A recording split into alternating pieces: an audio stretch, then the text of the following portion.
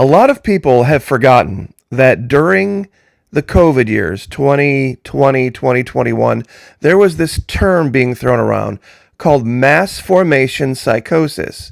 They were using it to explain how the tip of the spear for freedom in the world, America, had such a large population of people that just went right along with whatever the government told them to do. Wear a mask, stand 6 feet apart, all this kind of stuff. Nobody really pushed back en masse. There was people in Florida and people in other places, but the vast majority of the country went right along with it.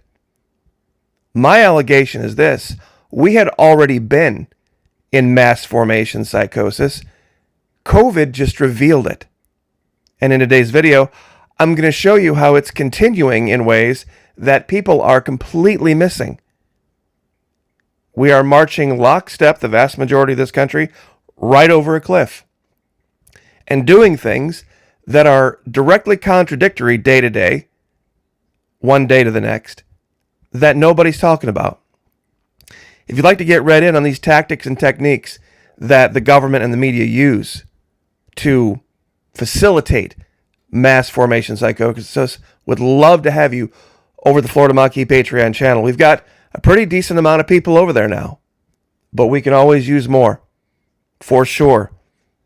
It's single-digit percentages of the people that I have here on YouTube that have shown up over there, and I'm thankful for every one of them. Don't get me wrong. Whether it's 2 a month, 5 a month, 10 a month, 15 a month, if you sign up for an entire year, you get a huge discount, and the first of the month today is the perfect time to sign up, because that's when all of the billing resets anyway. So I'd love to have you over there. And here's the best part. You can peruse hundreds of videos going back all the way to 2018, 2019 for 90 days. And if it's not for you, you get a full refund of every single dime you spent. No questions asked. I understand things come up. They absolutely do. But at the $2 a month level where most of the videos are, that comes out to about $20 a year. $20 a year. People are talking about how great the economy is. It ain't quite so much. I'm sure a lot of people have heard the news out of Las Vegas, how catastrophic it is out there. Nobody wants to talk about it. But without any further delay, God bless all of you who've joined us over there. Let's get right to it. Let's start here. How many of you have seen this little clip? There was a male tennis star that was in between sets, and he went over to change his shirt, and the camera caught a woman in the background watching him take his shirt off and put on another one, and she immediately digs into her purse, pulls out her phone, and begins recording him changing clothes. Now, in my world, in Gen X world, back in the 80s, nobody would have cared. But if you reverse these two genders, meaning if it was some middle-aged guy and some young tennis star, young female tennis star, who had decided to change clothes real quick, and he dug into his wallet or into his pocket and quickly got out his phone and started recording her doing this, this guy would have been doxxed immediately. He would have likely lost his job. He would have more than likely been banned from any future tennis events and probably a great many others. In fact, there are stories all over the place about men at beaches. They see a pretty group of girls and maybe some tiny bikinis, and they whip out the phone real quick, snap a picture to video. Some guys have gotten arrested for this. And these girls are in a public place, knowing full well there's people walking around. Everybody used to take cameras to the beach. Everybody, even way back before there were smartphones. See, one standard for men, another standard for women. And how many of you remember this? Long time ago. This is one of the few things that I actually completely disagreed with Ron DeSantis about. And Donald Trump. See, this is a guy named Dave Rubin. He's a super popular conservative gay commenter. He's got millions and millions of subs on YouTube, all sorts of followers over all social media. because he's gay. He's the gay conservative. That's his only real claim to fame. And he came out with his name's Dave, and also his quote-unquote partner slash husband, whatever. His name is David Janet, and they came out and said that they were going to surrogate adopt children so that they could be parents. And I describe this as nothing short of absolutely sick, horrible, and demonic. And a lot of people thought I overreacted. Florida Maquis, Donald Trump supports them. Why shouldn't you? And Ron DeSantis has also had interviews with him. Why can't you just not hate so much? And all that? Well, guess what, folks? Guess what? Viral video of two gay men with their newborn surrogate son has taken a disturbing turn after it was confirmed that one of the giant air quotes fathers is a convicted child sex offender. I wonder how that happened. When we normalize stuff like this, when we normalize these things, you see, you're so focused on this guy, God rest his soul, who's no longer with us, who can't defend himself, who can't stand up and defend himself in court because he was killed in prison. You see, you think this guy's the world's worst sex offender. Folks, our founding fathers, Jeffrey Epstein was a saint. I listen every day to people on this platform and other platforms talking about we have all of these rights because of the wonderful founding fathers, and the founding fathers this, and the founding fathers that. Cannabis growing, whiskey drinking, tax evading domestic terrorists who shot at cops, and tarred and feathered lawmakers and tax collectors who got out of line. We can add to that they were also slave-owning, wife-beating pedophiles by our standards. Children were property. You could do with them what you wanted in this era. So were women. Let me say this again. The rights that were enumerated, enshrined in the Constitution did not apply to blacks. They did not apply to women. They did not apply to Jews. They did not apply to indentured servants. None of them. None of them. It wasn't rights for everyone. It was rights for them. Definitely not rights for the guy being tarred and feathered in public without a jury trial, without due process. These are the people that are venerated as the example that we should follow. Really. The first question, if they were here, that they would have asked is these poor little tiny baby children from Epstein Island that you're seeing pictured here. They would have asked, where are the children? And they would have said, sounds like something that the parents lost track of their kids. If their kids were abused in some way, that's something the parents need to probably rein in and deal with themselves. That's what the founding fathers would have said. And if the man were no longer with us and couldn't defend himself, there would be nobody clamoring for anything more. But there is a man out there who's 81 years old, who on multiple occasions took his daughter, after having groomed her his whole life, to parties at the Playboy Mansion. You see, this alone should disqualify the man for any position of public trust. A man who would take his daughter to the Playboy Mansion, where there were scantily clad women running around, women in their 20s who were married to a man in his 80s. Published a magazine of naked women. A man and his daughter. But these poor little children, as pictured here, how did they ever survive this terrible ordeal at Epstein Island? Here's, of course, Jeffrey Epstein and one of those poor kids having a horrible time, barely surviving, as you can see. How terrible it was. And remember Remember, it's a hoax. Why is it a hoax? Because, well, Trump was saved by God last summer to make America great again. So questioning Trump is questioning God. If you question anything being done now, you're questioning God's intent, God's will, because God intervened. God intervened and stopped an assassination attempt, and therefore God intended for this man to be president, and if he's president, then therefore it's a hoax.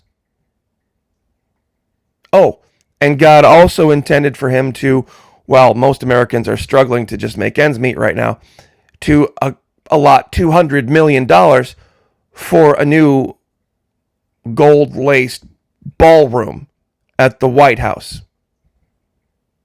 How many of you heard this? Announced by Caroline Leavitt. That, you remember Doge? Remember Doge getting into everything the government's spending and finding all of this quote-unquote waste?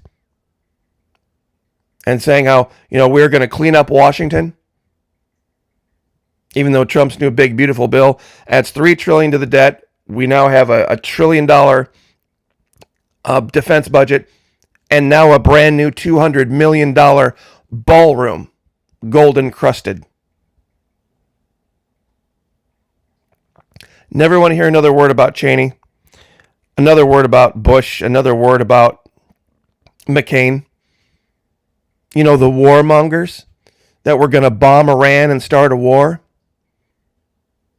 Bomb Iran and bomb Iran. Remember, Mr. McCain? The warmonger that would have bombed Iran like Trump did the first 6 months. Trump's big, beautiful bill funds the largest biometric surveillance build-out in U.S. history. AI risk scores, facial recognition, and autonomous towers blanketing highways, all for border security. The Patriot Act was nothing compared to this. Nothing compared to this. And, even the Patriot nurse is seeing it. She had a bit of a feminist moment when it came to believing everything that she was told about Jeffrey Epstein. And I guess I can forgive that, because a lot of people do. A lot of people don't think he's entitled, just simply based on the seriousness of the accusation, that he's not entitled to any presumption of innocence, any presumption that he would deserve a day in court and tell his side of the story. Nah. No, that's not allowed for men.